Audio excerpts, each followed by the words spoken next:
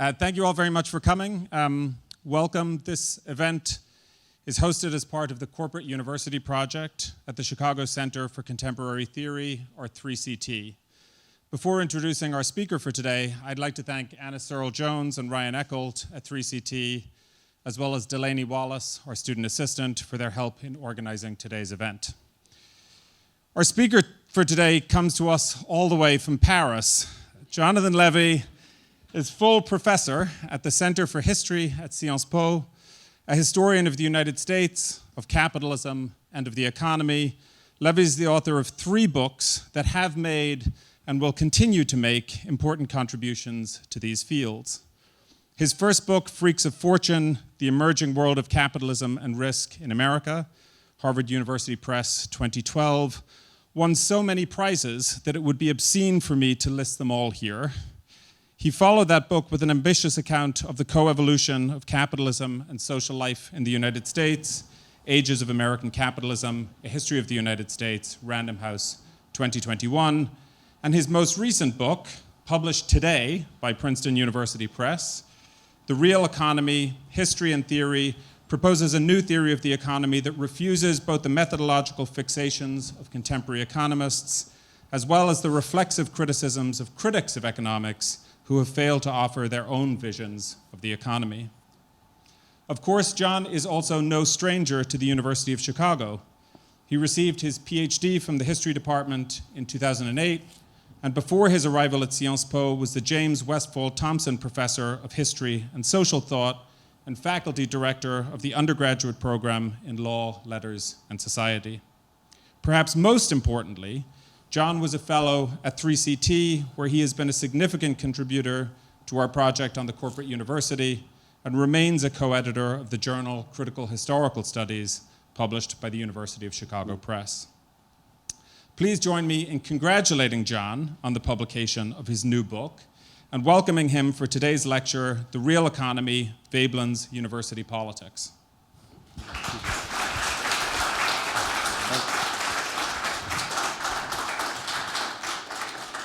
And I'd like to thank Julia for giving me a marker so that I could write the following thing. Please join us for the reception afterwards, which will be held just outside. Thank you all very much.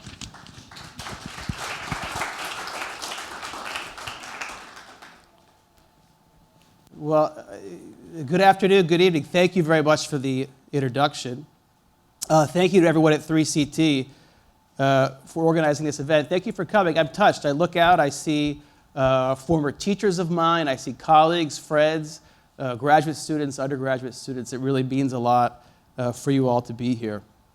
As Dara indicated, Ed had offered to have 3CT host a book launch event for The Real Economy, which is why we're here.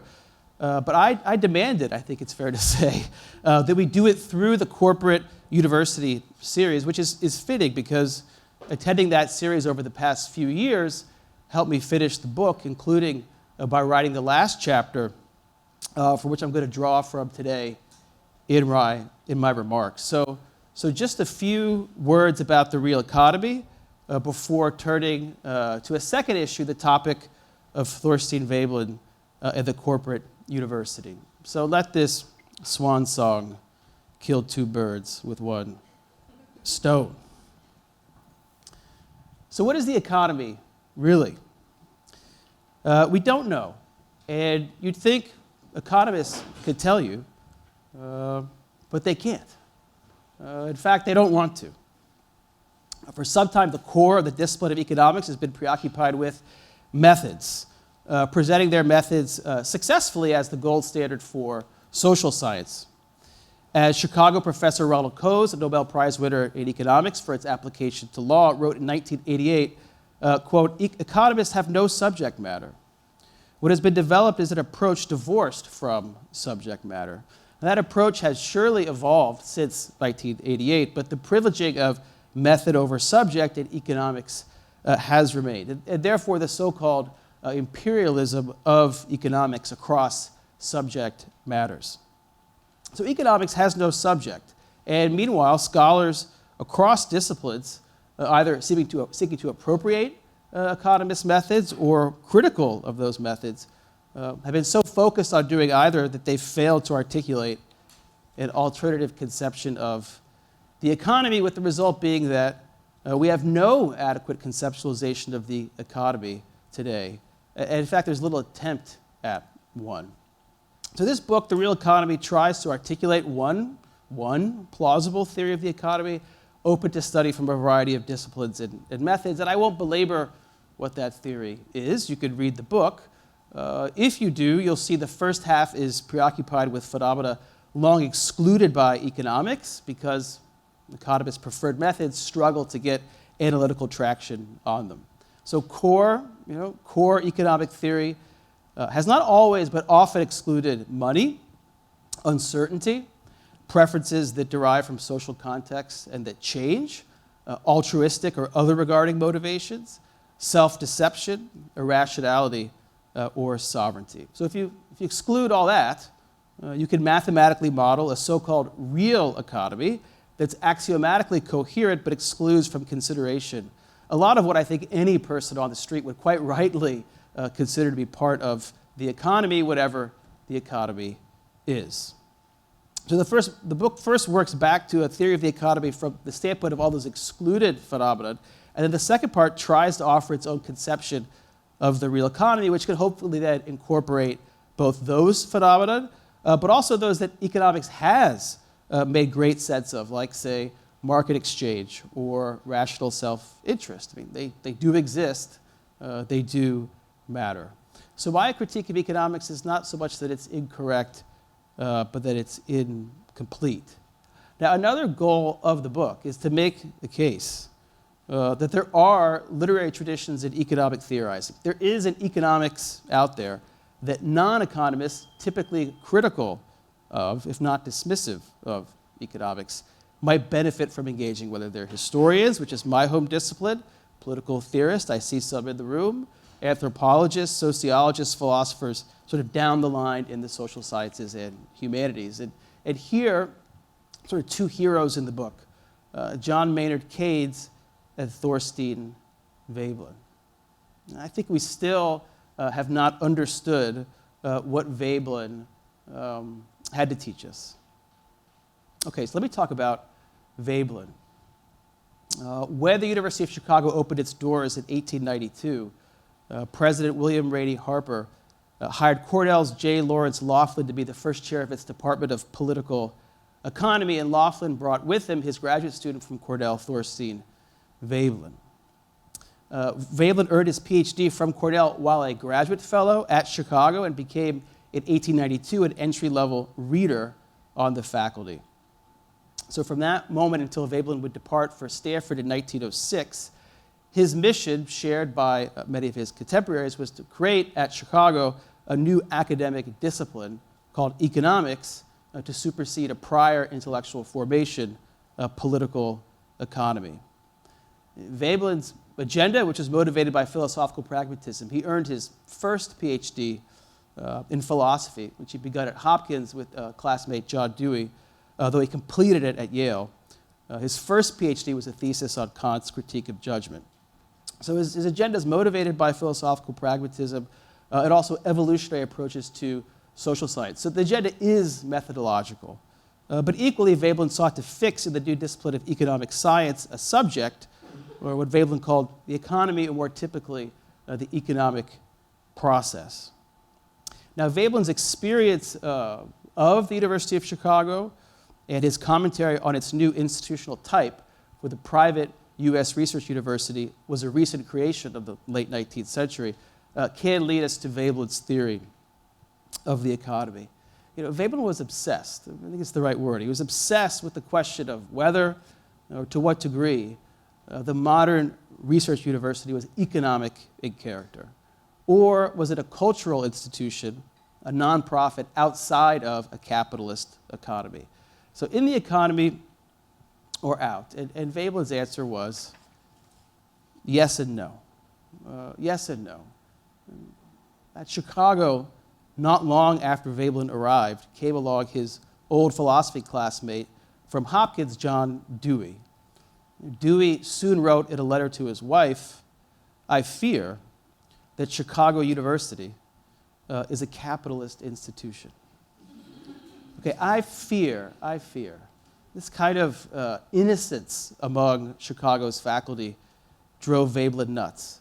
The University of Chicago's institutional inheritance, it goes back, right? Back to the medieval universities of Bologna and Paris, Plato's Academy, sure. But go read the founding charter of the University of Chicago. It's a corporation. It's got no stockholders.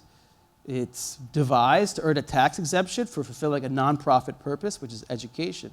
But the charter explicitly says the property of the corporation and its governance is completely controlled by the corporation's board of trustees, who, Veblen noted, unlike in past American denominational colleges, were not clergymen, but businessmen. It's true, John Rockefeller, a founding donor, expressed little interest in the University of Chicago's management, but the administration, including its president, served at the pleasure of the board of trustees, period, right? So John Dewey, John, come on, right? It's a capitalist institution. But is that all there was? It is to say. Dewey also described the University of Chicago as, quote, the place to make you appreciate at every turn the absolute opportunity which chaos affords. So the classical American pragmatism of Dewey, James, Peirce, Du Bois, Meade, Veblen, the whole crew. It's a meta theory, born of their very local experience of getting these new institutions, U.S. research universities like Chicago, off the ground. And Veblen's mantra, repeated it many times, was, quote, habits of thought are the outcome of habits of life. Habits, a very important keyword for him. And when habits of life become expressed in thought, that becomes an institution, another term in Veblen's vocabulary. So we're habitual creatures. We get all into the world, psychologically speaking, through repetition, although our habits are subject to institutional transformation. So Veblen wants to develop at Chicago a new habit of thought. It's called economics, the study of the economy. But he believes that conceptual activity follows from habits of life, as lived out for him in a new institution, the University of Chicago, whose capitalist character was to him beyond doubt.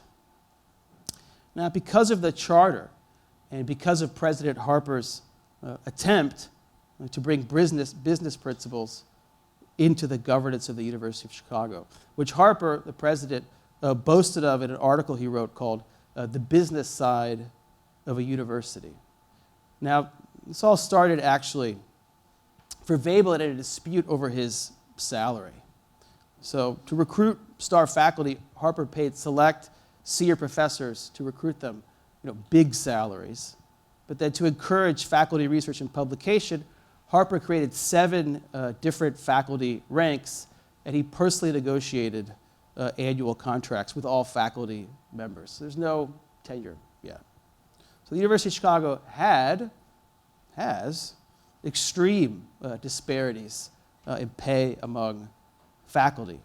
Now, Veblen started out at the lowly rank of reader in 1892, and he published some articles and was promoted to associate in 1894, and then instructor in 1896. But Veblen didn't like his salary, and he personally complained to Harper, but to no avail. So, in protest, Veblen stopped publishing. It's a risky move. And Harper was actually known to fire faculty for that offense. But Veblen told a student in a letter, to make the way plain and smooth, I have struck for higher wages. I will not publish. It worked that one time for him. And Harper gave Veblen a raise, but it was actually because he had learned he had a manuscript he was working on called The Theory of the Leisure Class, which he published in 1899, in which, drawing from his experience as a doctoral student at Yale, Veblen lambasted the conspicuous consumption of time by wealthy young men in gentlemen's colleges and the conspicuous waste of resources in activities like athletics. Veblen's next book was The Theory of Business Enterprise, 1904. And with that book and just a remarkable number of articles that came out after he ended his self-publishing strike in 1898, Veblen's worked out his economics and his account of the economy. I mean, he has it. So let me just very quickly sum up the main points. I have 4. So first, it's historical, sort of. It's evolutionary, kind of. It's genealogical, maybe. I mean, Veblen calls it theory. That's his term. I'm not sure yet myself what Veblen's method was. I mean, it's certainly none of ours, which makes it a difficult read.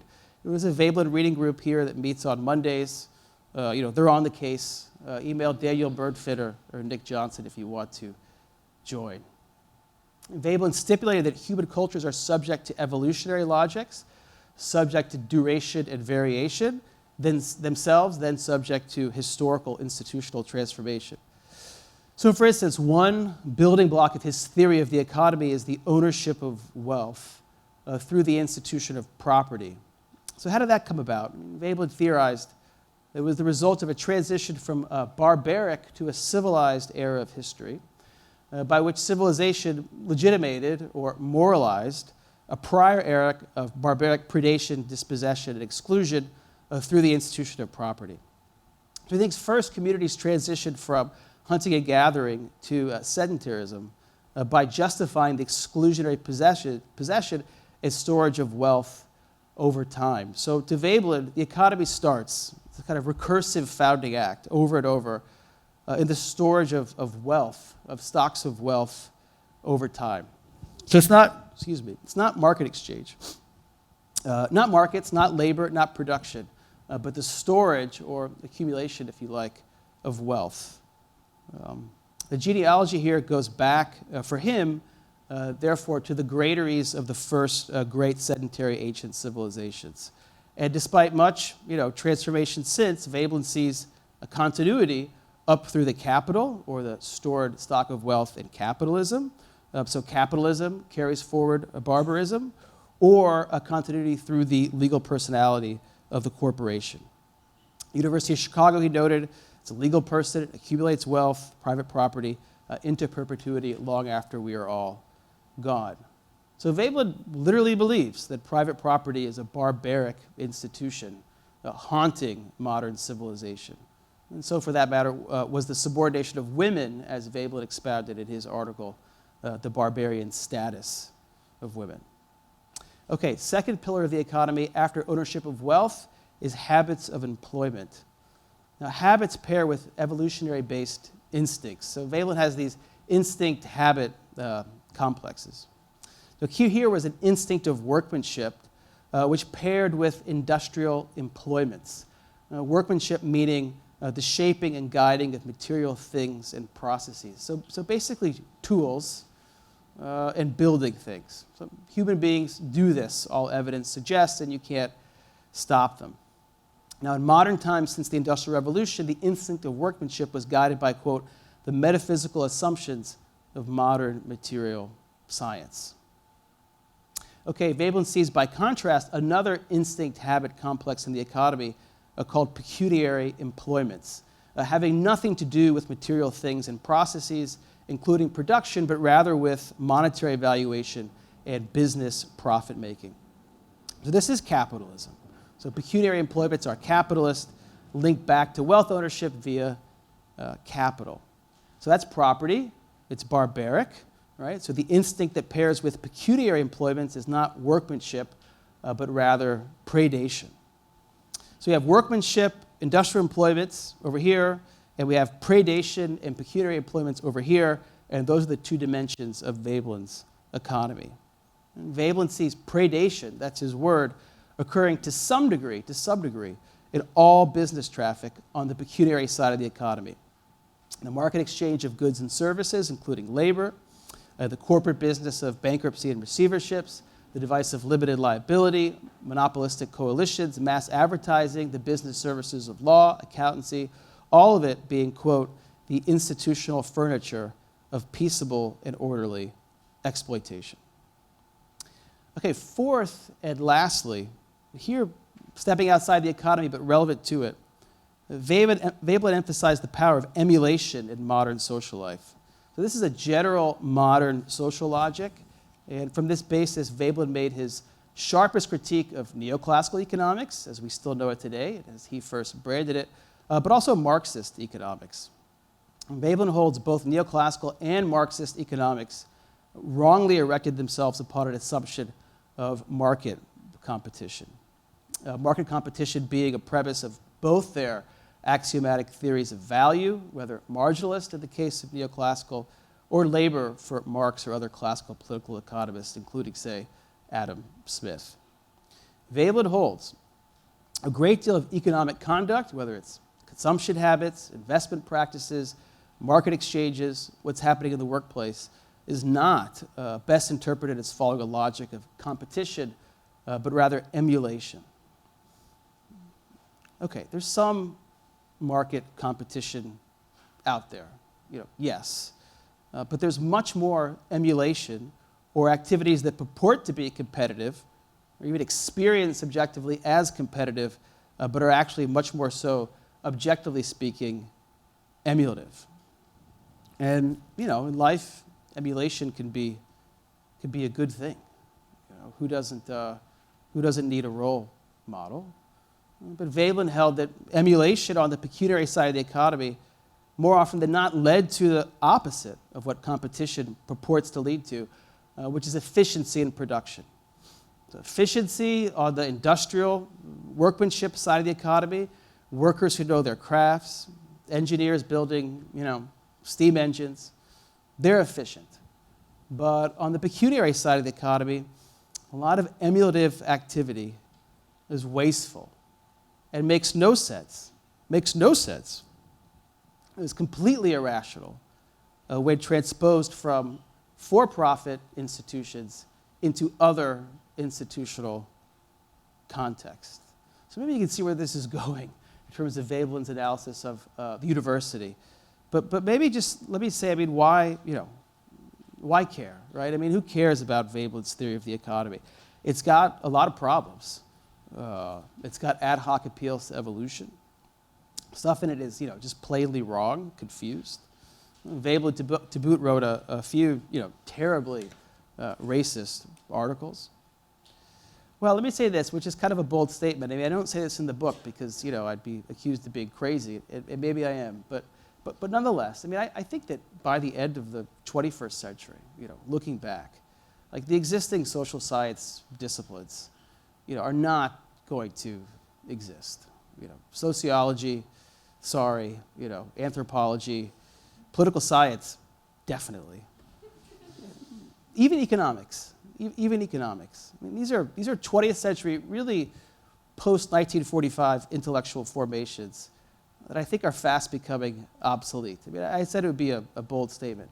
Veblen, I think, offers the coordinates of one possible social science that's capable of drawing from and preserving those traditions and combining them coherently in conversation with history, which is important, philosophy or normative approaches to understanding economic life and the social, with what we'd call now, I think, evolutionary science, cognitive sciences, and many hard sciences too.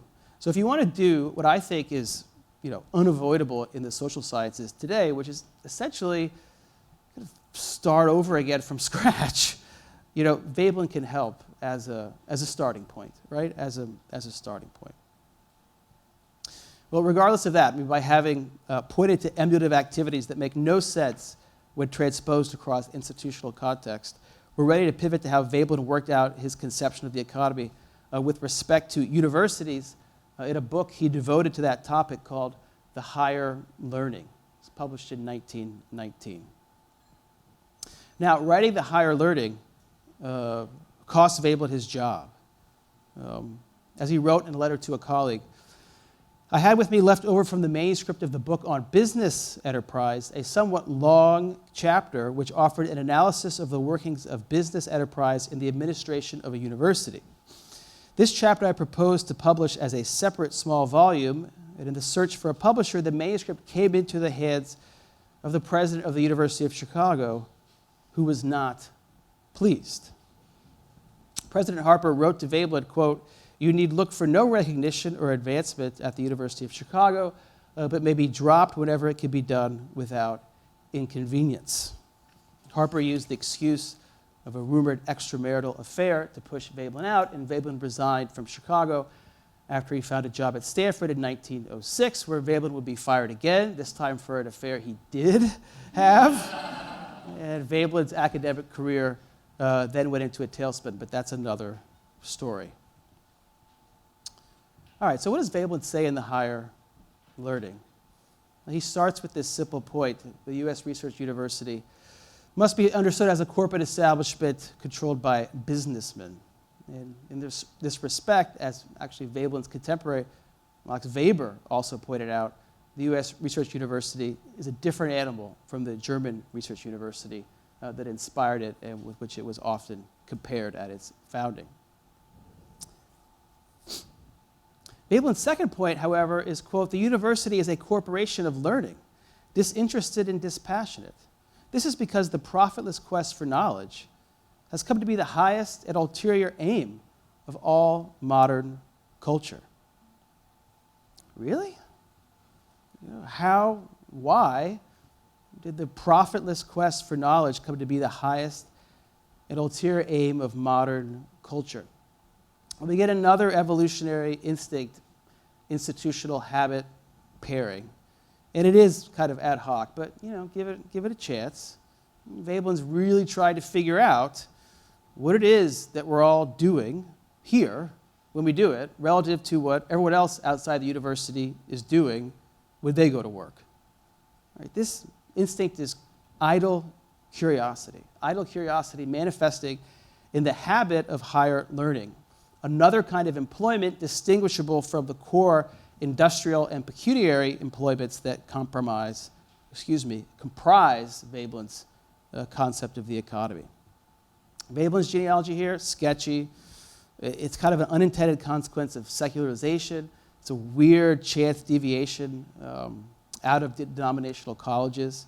The history he presents is not convincing at all, but I do think intuitively his point makes some degree of sense, right? I mean, the higher learning, these plush Chicago professor jobs I had until a few months ago, they're basically an accident of history, because it must have been an accident that these jobs even exist.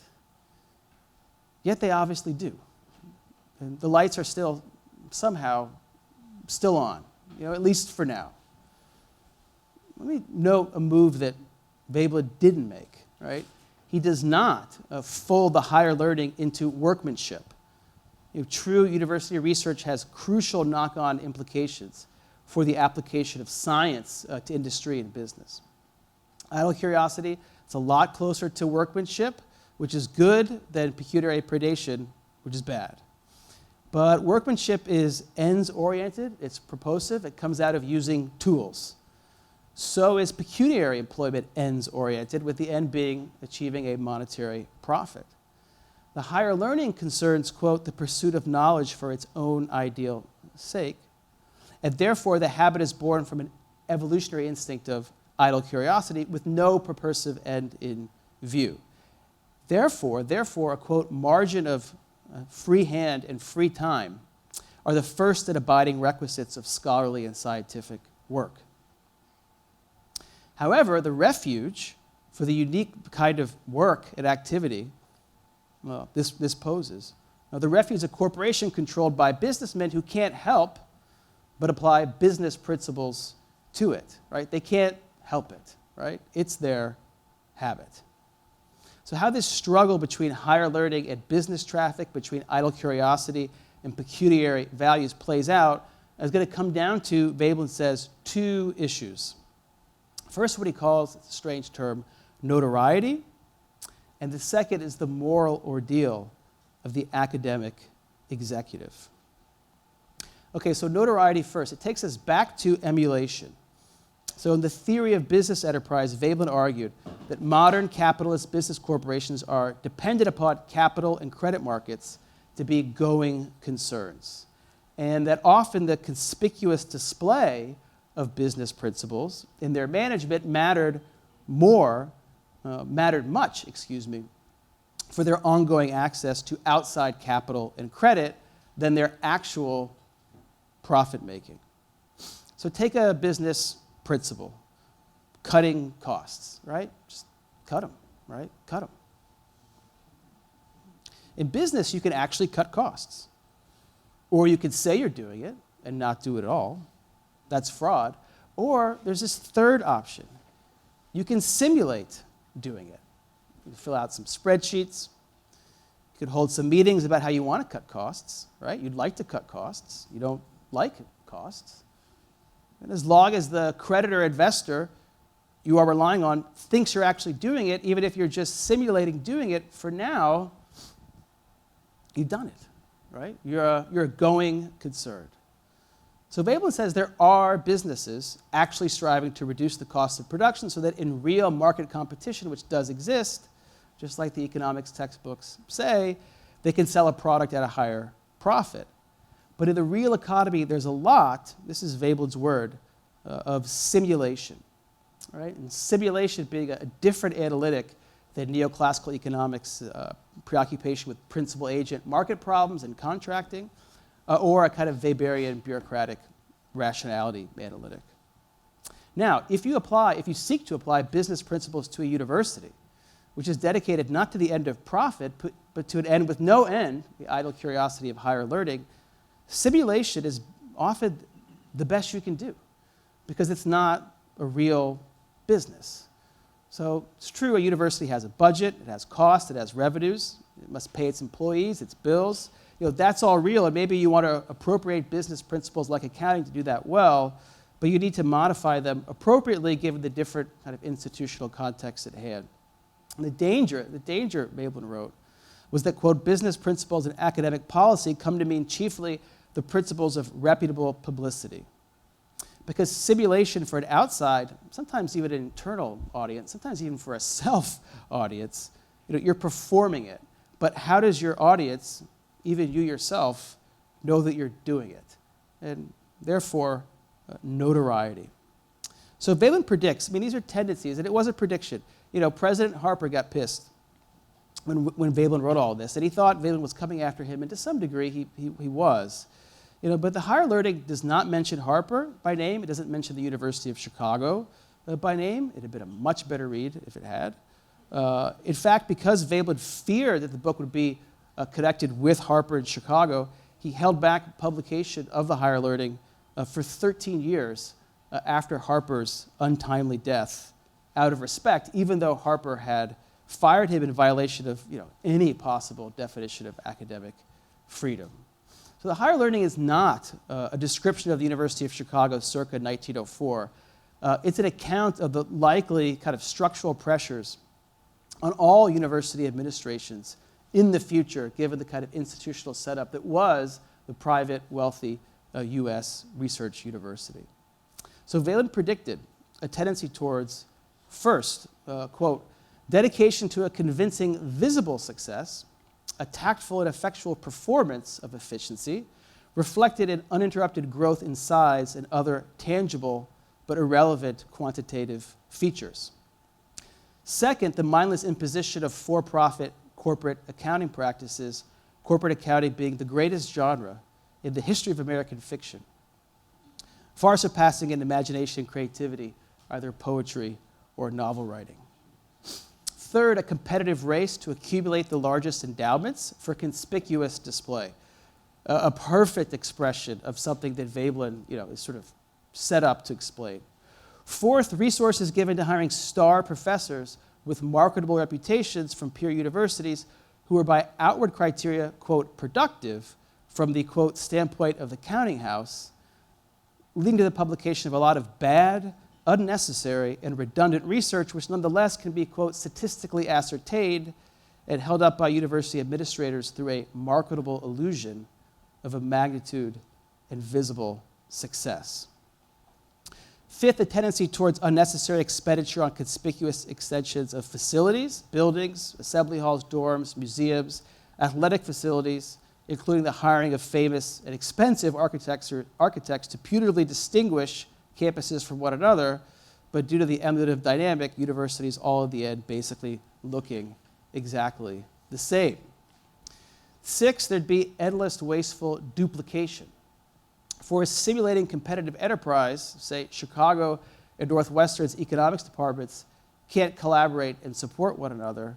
Each must compete for notoriety, even though the, quote, differential gain in competition with rival seats of learning leads to little gain to the Republic of Learning or to the academic community at large.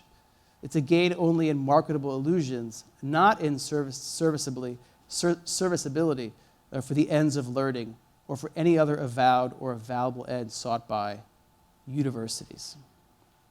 Okay, so that's what emulation and notoriety is bound to lead to. Next up is this figure of the academic executive. When a scholar, when, quote, a scholar or scientist takes office as directive head of a university, they're commonly lost to the Republic of Learning, passing from the ranks of learning to those of business enterprise.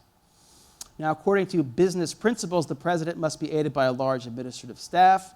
There would have to be, Veblen predicted, a policy of, quote, preliminary seasoning, in which, quote, potential aspirants to administration are subjected to a process of discipline by initiation. Future administrators must be, quote, picked men from the faculty. Now, universities, being corporations, are not democracies. In fact, their charters declare they're ruled autocratically, and also discretion, quote, must be undivided in any competitive enterprise, and universities are going to emulate that too. So back to simulation, although here in the matter of faculty governance at corporate universities. So Veblen predicted that universities will simulate democracy, right, in faculty governance. It's not real democracy, just like it's not real business. But it's not real business. It's a university of higher learning. For the academic executive, Veblen wrote, inevitably, the dominant note of his official life becomes that of ambiguity. Because administrators do realize, they do get it, which is why administrators must be drawn from the faculty, they have to be, that scholars must work on their own initiative, pursuing their work in their own way with a free margin of time and energy, or a university will cease to be a university, at least one of higher learning. So in the end, quote, officers of the university must stand in the relation of assistants, serving the needs and catering to the idiosyncrasies of the body of scholars that make up the university. So Veblen concluded that in the end, the university was marked by, quote, an unstable compromise between the requirements of scholarly fitness and those of enterprise.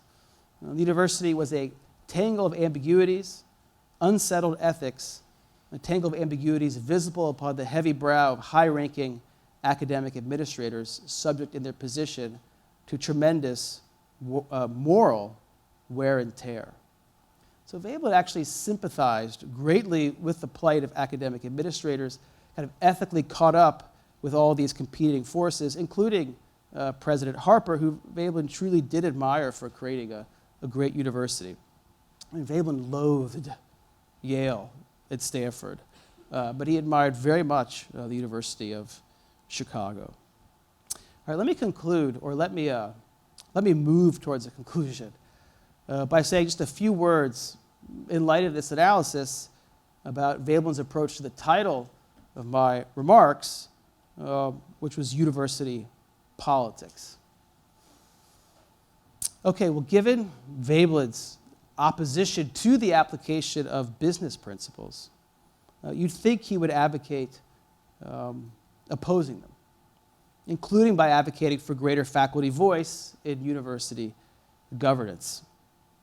And he did, he did do that. But the autocratic character of the university was not, not his biggest concern. And his real fear, his prediction, again, was that subjected to business principles, faculty would get too caught up in the politics of the administration, and that university life would become, in a certain sense, too political.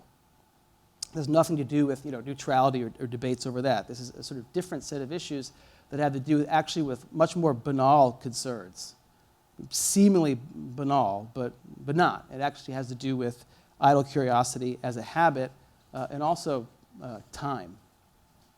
So one reason to not spend too much time on university politics is that no matter what, quote, the subservience of a working majority of the faculty to the administration may always safely be counted upon. And that's partly for a very good reason, which is that faculty can't be great at university politics, for they're too busy doing absolutely nothing in particular, which is what they should be doing: idle curiosity in pursuit of higher learning. Maybe it'll lead to a publication, maybe not, but you'll be alive in a particular kind of way that matters for the world. Even if you spend a lot of the margin of free time allowed to you by the university to engage in campus politics, you stand little chance in the political ring against university administrators whose full-time job is administering the university aided by an autocratic charter. Veblen referred to the inevitable chorus of administrators, politicians, and non-university people asking, quote, "But what is the use of this learning?"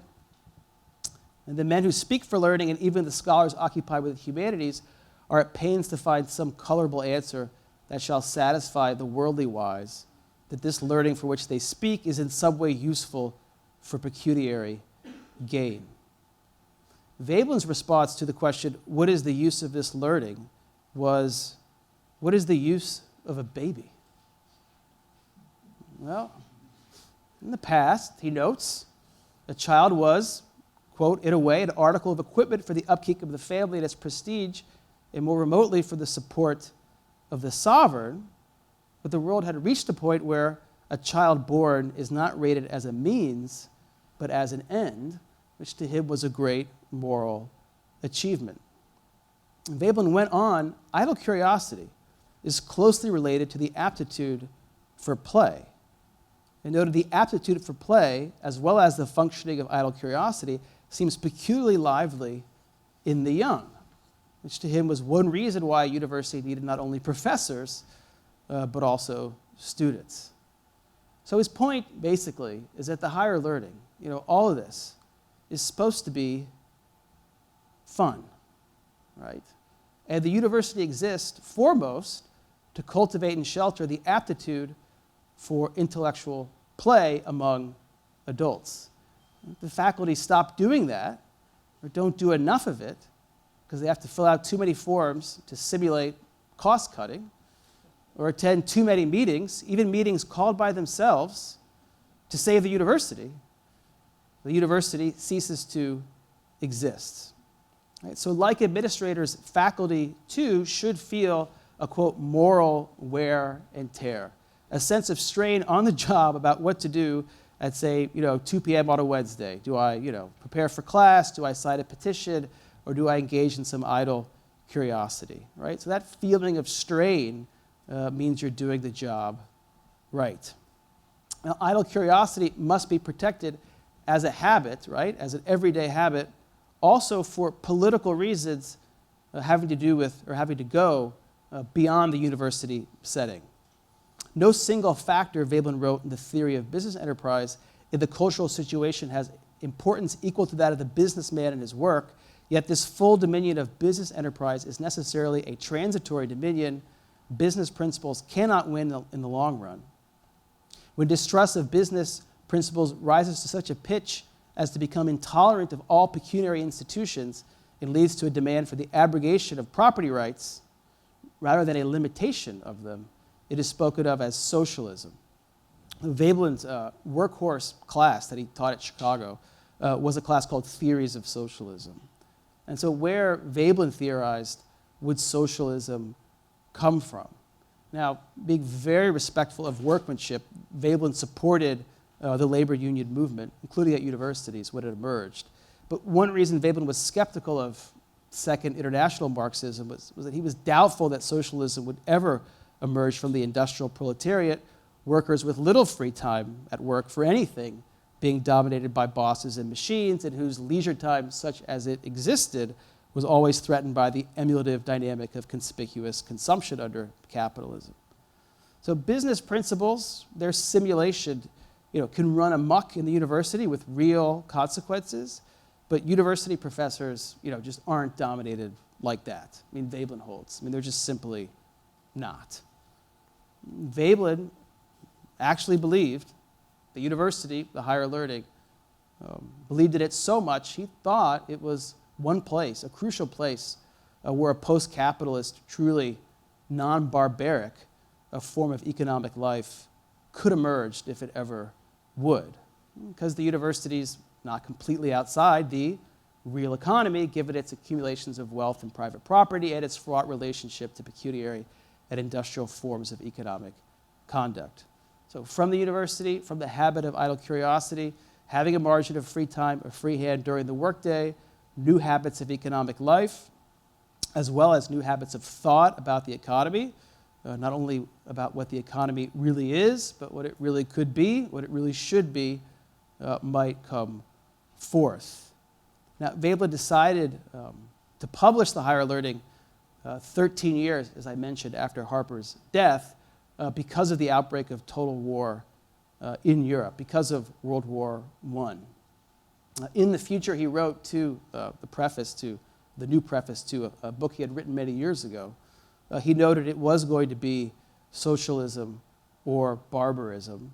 Just like one way or another, the conflicted state of the university could not last. And Veblen, being Veblen, thought that sort of vast evolutionary and historical forces were at play, but he also saw a simple solution to the problem at hand. And I'll quote, "All that is required is the abolition of the academic executive and of the governing board. Anything short of this heroic remedy is bound to fail, because the evils sought to be remedied are inherent in these organs and intrinsic to their functioning."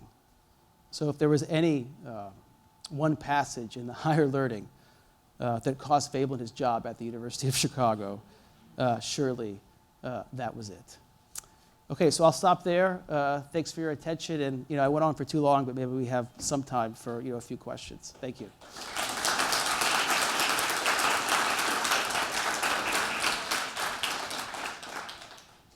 If you can wait until you get the mic, that would be helpful for the recording. Thank you.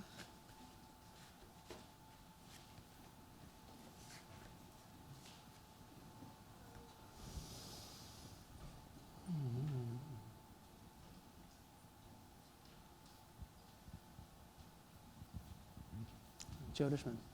Hi. Hi. Yeah, I have two very quick questions. One is whether recognizing Veblen's contribution diminishes Keynes' innovative credit that he gets if read in the light of his argument with Marshall and Sayes and others.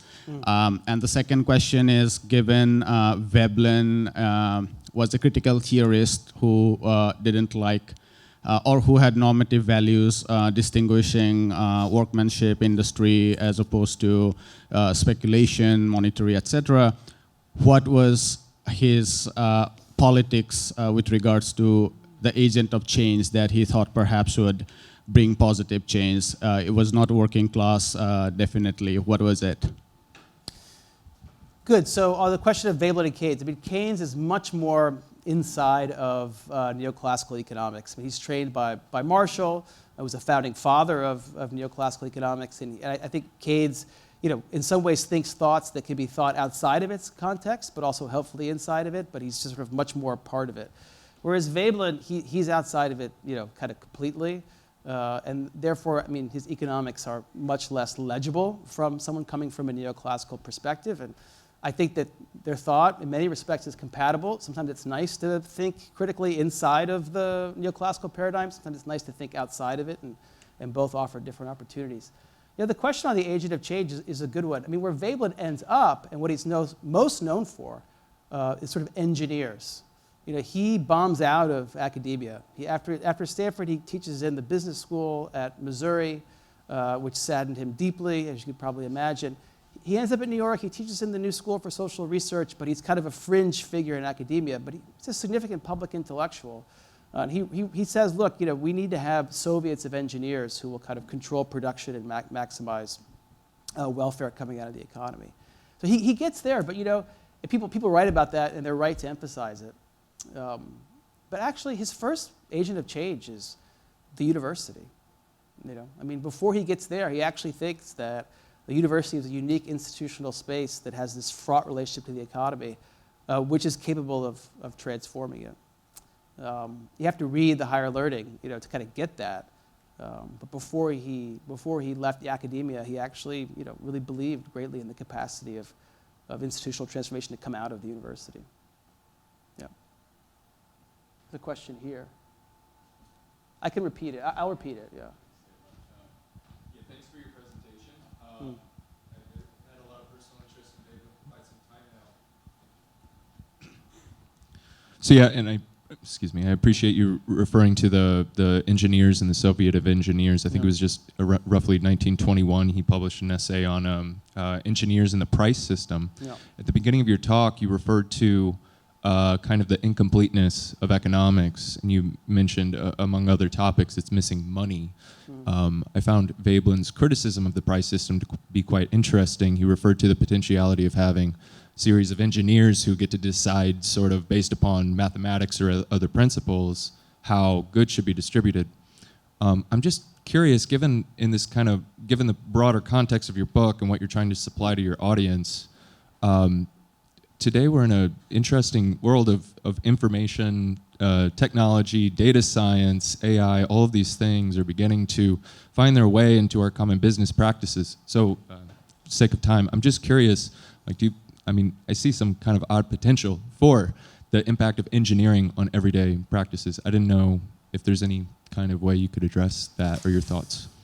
Yeah, I'm afraid the only answer I can give is quite technical, so I apologize for that. One of the arguments that Veblen has against markets and market prices is he doesn't think that marginal cost, and this is critique of marginal theories of value, are all that applicable to how businesses price goods. He thinks fixed costs matters. And the problem with competition is you get all of these companies who are emulating one another and wasting resources and are just kind of accumulating fixed costs. Now, if you get into the kind of post-war socialist calculation debate, which is kind of one place where these debates end up, about how to think about market socialism or how to apply markets to kind of socialist planning, supposedly, the kind of Veblen position is lost out because people want to figure out marginal costs. And for marginal costs, markets are actually a pretty good device. Now, what's interesting about your point is that a lot of the Silicon Valley, big tech, information, digital stuff, like marginal cost, is just irrelevant, right? Because the digital commodities, they don't have marginal cost. And so what really matters is like fixed cost of having things like giant, data centers and giant sort of power utilities that can power them. So that's a good point, and I think you're right that that's one reason among many that we could list for why I think Veblen's thought is particularly relevant today, and perhaps more relevant today than it's been for a long time. Mm-hmm. Chris Hong.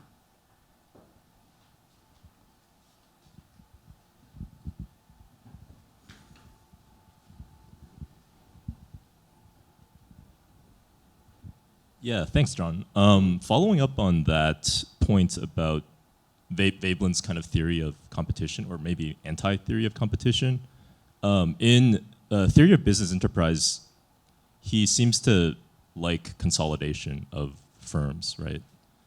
To dampen this kind of pecuniary emulative dynamic. I was wondering if in his work on the university, does he get at anything similar about maybe limiting the number of private research universities, or does he have anything to say about controlling the kind of emulative dynamic between universities? You were getting into it about the fancy buildings and so on, but I'd hear some more thoughts about that. Thanks. Got it. Yeah, the difference is the activity happening in universities is an activity that everybody should be doing and should have a chance to do. So I don't think he would want to consolidate and diminish the number of universities because he'd want to expand them. Whereas, when it comes to like having a steel factory, I don't think he sees any particular virtue in working at a steel factory. So there you'd want to consolidate, you want to reduce costs, and you want to eliminate labor and free it up for people to do other things with their lives. the implication of the thought, which I think I just but barely hinted at, which never really occurred to me, having been socialized and habituated into a university like this one, is well, why what is the benefit of having universities compete as opposed to collaborate with one another? So he would think that all the universities in the city of Chicago that exist should exist, and more so, but he would not see a logic of, well, okay, well maybe a grad student at Chicago could go take one class at Northwestern. He wouldn't see the logic of that. He would think, no, all these universities should be collaborating, helping each other, and there's no particular reason for efficiency of why they shouldn't, except for the need for each university emulating competitive enterprise to increase its notoriety vis-a-vis other universities in terms of its reputation. There's a hand here. Hi, thank you. So as an undergrad, I'm curious about the relationship between the corporate university and not only professors, but undergrads, as maybe more so consumers of the product. And currently with rising cost of college, it being a form of conspicuous consumption maybe, and finally its use in preparing undergrad students for elite pre-professional roles. I'm wondering, does Veblen's theory allow us to understand the undergrad predicament as well as the professor's predicament? Thank you for asking that. And the answer is absolutely. I mean, one of the reasons why it wasn't as much part of the talk is actually Veblen didn't think or write much about the undergraduate experience. He was very much focused on the research activity of professors, given that the ideal of a research university was very new at the time.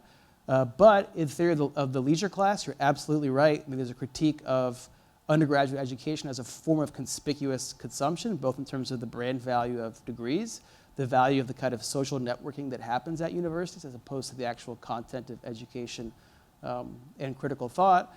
And then one piece of the puzzle he doesn't quite have figured out yet, but it's pretty easy to fill in, is the rising cost of undergraduate education, in part because of the rising volume of services that colleges think they have to provide to students to attract them in competition with other universities and colleges. So that kind of emulative, dynamic, conspicuous consumption, his theory is kind of perfectly designed to explain why that can happen, why it comes out of a capitalist economy, and why it doesn't particularly further, or at least I think he would say there's no particular reason why it would further actual education. I don't think he would think that it necessarily undermines that. I think that's kind of a important thought to keep in mind with Veblen, is he's not a theorist of the kind of the evils of the cash nexus, or the fact that once you start to commodify things, they become completely commodified. He doesn't believe in that. He thinks there's always kind of ambiguity, tension, and strain. So he would not say, right, just because students start to pay $60,000, if not more, for their education, that necessarily undermines or ruins their education. He would just say there's no particular reason to think why paying $60,000 would lead to a better education. Yeah. I see a hand from Dara. I see a hand from Jennifer. Yeah.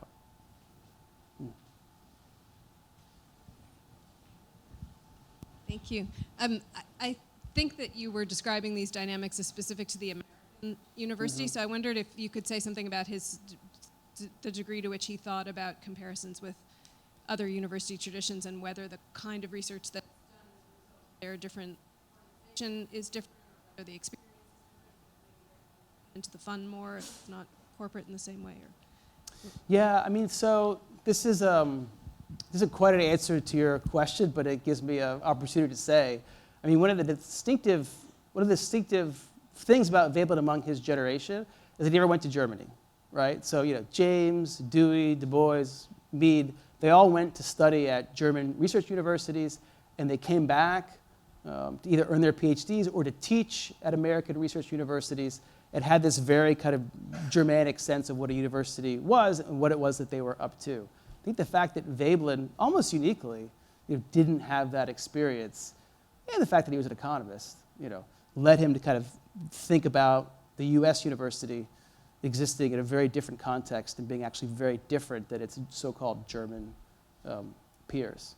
I think I mentioned, I don't know, Weber says the exact same thing when he visits the United States. Like, oh, they say this is what we're doing. This is a very, this is a sort of completely different thing. He doesn't really know what he's talking about. He doesn't know much about the German Research University, although he does. I hadn't thought about this, but it's interesting. Veblen's persona, he's a polemical writer, very much so. His persona in the classroom and in the university setting was anti-charismatic. The German Research University was premised upon charisma. It's actually a great book about this. I can't remember the title. It's got German University and Charisma in the title. It's a great book. And actually, a lot of the Americans who were trained in the German setting came back and tried to be these professors who would charismatically cast a spell over their undergraduates at their feet. And Veblen consciously tried not to do that. The last thing I could say is, well, the two things very quickly. One, he does see it as being very different from the denominational or ecclesiastical context. And it's true. In 1906, Oxford, Oxbridge, these are religious institutions. They're still kind of dedicated towards training elites. They haven't quite made the transition to the research kind of framework yet.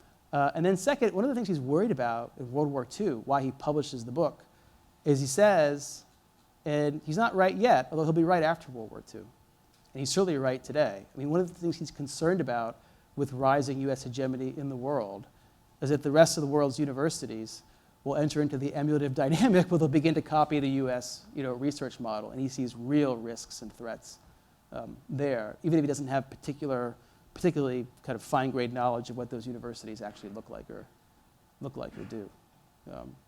Yeah. Thank you. I had a quick question. I'm thinking that the University of Wisconsin was founded in 1848, University of California, 1868. So I'm just wondering how Veblen sort of didn't talk about the emergence, like that gap in his thinking. Yep. That's a really good question.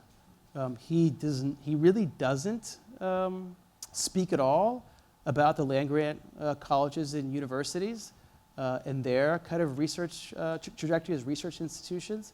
When he's writing, you're absolutely right that there's 2.5 land-grant-based research universities which are aspiring to do and are succeeding in doing exactly what a place like Chicago is doing, which is Wisconsin, Michigan, and Cornell, depending on how you sort of categorize it, where Veblen actually earned his PhD in economics. It's a great question. He doesn't have much to say about it, other than that I think obviously about an extraordinarily complex phenomenon, so I don't want to be glib, but certainly he would see the potential of public universities, right, under certain conditions, right, to enter into the kind of competitive emulative dynamic with private universities. And so one of the ways in which private universities can increase their influence within the American university system as a whole by having implications for how public universities are run. Please, yep. That's a really good point. He's as I mentioned, he's many things. A jack of all trades, social theorist, and I mentioned all the things he can do and how he can combine. He's not great on thinking about the state and sovereignty or politics. I like the idea that the university is this incubator of a future socialism. I'm not sure it's the most kind of astute political, it's worth thinking through. I like it, but I think you're absolutely right to suggest that. Thank you. Do we have time for? What time should we stop? Okay. What time should we stop? About now. Okay. Dara. Thanks, John. So this is a question about the University of Chicago. Okay. About which you are obviously very well placed to speak. But and it picks up a bit on Colin's question about the undergraduate experience. Like not that long ago, the University of Chicago was, if anything, an anti-brand, right? There was no real major social cachet that went with going to the University of Chicago, other than it meant that you were not a very fun person and a bit of a nerd and sort of bookish, maybe a little bit of idle curiosity at work, but certainly not, it wasn't going to get you very far, especially because everyone knew that like 40% of people who applied got in, and it wasn't very hard to do that. And so I wonder, how did the University of Chicago become an institution that was so opposed to this kind of branded exercise? And then what went wrong? Good. Thank you for the question. I said earlier that emulation can be a good thing, right? That it's nice to have role models. This book is dedicated to Bill Sewell, who's sitting in the front row here. Bill Sewell's told me many times of being a faculty member at the University of Chicago not too long ago. Very different place. I bet there probably was some simulation still of faculty governance, but there was much more real faculty governance. Academic administrators were much closer to the faculty. You could walk into their offices, and you could walk into the provost's office and talk to them, which to me is just like, oh my God, the provost office. I would be, cowed, right, by the office furniture. So something happened. Now I think that what Veblen would point you, what you want to understand would be a kind of larger history of capitalism and its relationship to corporations and how that changes over time. As you know, I think, don't like nostalgia for the post-war period, bad way to conduct our politics. Nonetheless, the post-war period, it's an era of managerialism in American corporate history, in which managers had more autonomy vis-a-vis outside investors and donors, right? And the university went through that moment in which it had more independence from these kinds of forces. And it mattered, right? And it mattered. I think that, here I'll give myself some license because we're wrapping up. I think that led that generation of academics to think that they had faculty governments and autonomy from these kinds of forces because they were working at this august cultural institution with a legacy going back to the University of Paris and Bologna. So I think that there was a kind of lack of appreciation that structurally, as capitalism went, right, that would affect how the university would go. And so I think from there you would start the narrative from the 1980s, and you would talk about two things. One, a kind of shareholder and outside investor takeover of corporations, and people who did that in the 80s and 90s, they've now aged into being boards of trustees at universities, like ours. So you have a very simple 1980s playbook of how to take over a corporation, right? You saddle it with debt, and then you use that debt as a cudgel to have a kind of austerity crisis that allows you to transform the institution according to your own, desires and methods, desires and wills, and using your own methods. And that's what's happened to the University of Chicago. But the final point, that's not all that's happened at the University of Chicago, right? Because it's not U.S. Steel, right? It's an institution of higher learning and has different experiences and different kinds of institutional resources that combat and push up against that kind of transformation. Yeah. Okay, great. Thank you all for coming. There is a reception outside. Thank you.